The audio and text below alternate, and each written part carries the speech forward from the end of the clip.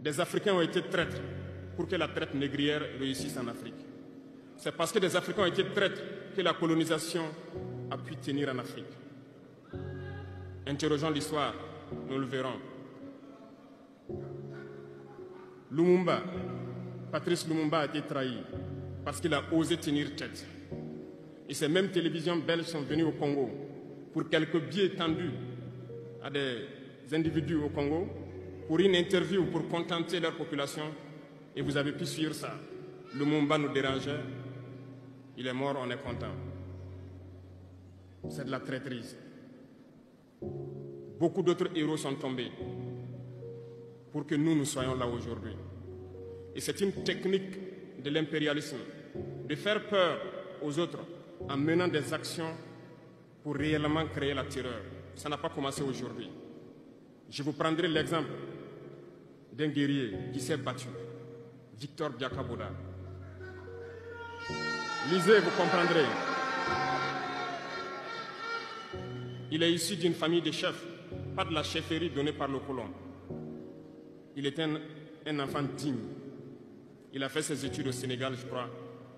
Il est venu médecin en Guinée. Et lorsque le RDA a été créé, il a rejoint la Côte d'Ivoire pour mener le combat contre les impérialistes, contre les envahisseurs, contre le colon. Il a essayé d'organiser la société ivoirienne. Partout, les gens ont commencé à porter la voix. Il y avait en son temps un général Péchou qui a fait massacrer les populations ivoiriennes pour que jamais cet esprit de liberté ne puisse germer. Il a continué son combat aux côtés de Félix Houphouët-Boigny. Ils ont lutté, mais le plus virulent était Victor Biakaboda. Il représentait une menace pour les impérialistes. Qu'ont-ils fait?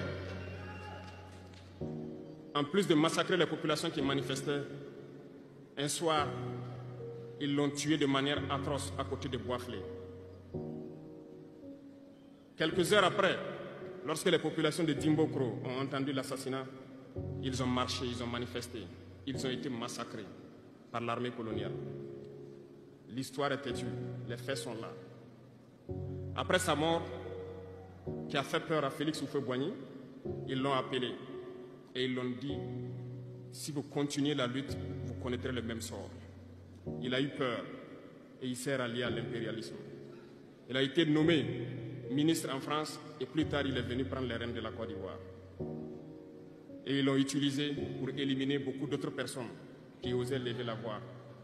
Et je pense que Thomas Sankara est un bel exemple.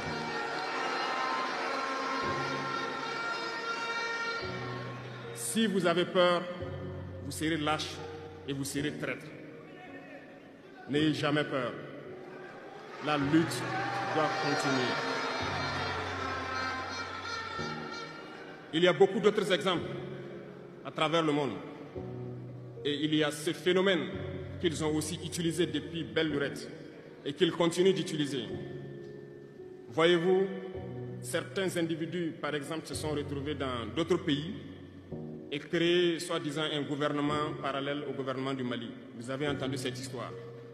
Ce n'est qu'une technique qui a existé dans le temps. Je vais vous prendre l'exemple de Ahmed Chalabi, l'Irak. Ce professeur de mathématiques qui a même été dans le gouvernement irakien a été récupéré par les impérialistes et il a formé ce semblant de gouvernement parallèle à l'Irak aux États-Unis. Et on l'a utilisé pour être donc le mouton de sacrifice. Parce que c'est à lui qu'on a dit de prononcer publiquement que Saddam Hussein développait des armes de destruction massive. Et il l'a fait. Ils l'ont utilisé. Et cet alibi a été utilisé pour tuer des millions d'enfants en Irak et détruire l'Irak. Et vous savez quel a été le sort de Chalabi? Un soir, après une interview, dans l'interview, il disait même qu'il sait que la CIA est sur son dos. Quelques heures après, il a été retrouvé mort dans son lit, mort de crise cardiaque. Si vous trahissez, vous aurez des fins macabres. C'est ainsi.